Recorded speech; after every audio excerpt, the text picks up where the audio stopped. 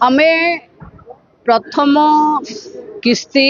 जोटा सेप्टेम्बर 17 रे माननीय प्रधानमंत्री कर कमल रे लोकार्पित होता तार द्वितीय पर्याय अक्टोबर 9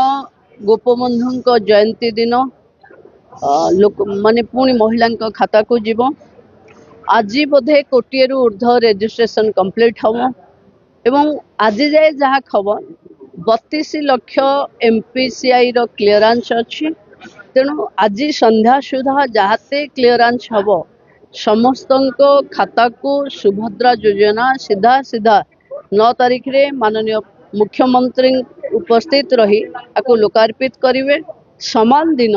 स्वयं सहायिका गोष्ठी मान को जो ऋण छाड़ थाए से सुध छाड़ पैसा भी समान 200 कोटी ऊर्ध्व टंका से दिन भी मुख्यमंत्री रिलीज करेंगे। देखो कोटिए ऊर्ध्व सबु हिताधिकारी को सुभद्रा दबु आम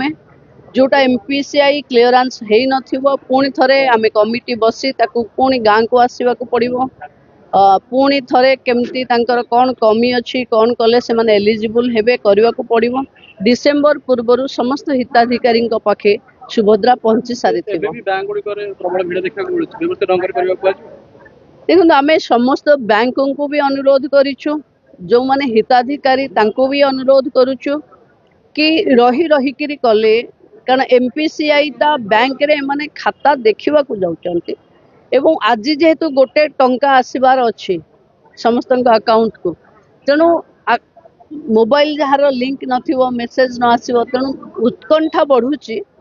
किंतु बैंक पाखे अजथा गहली न करिवा कथा एवं बैंक तांकर जो बैंक मित्र माने पंचायत रे अछंती तांको जरिया रे ये समस्या को समाधान करने मु बार बार निर्देश भी देछि।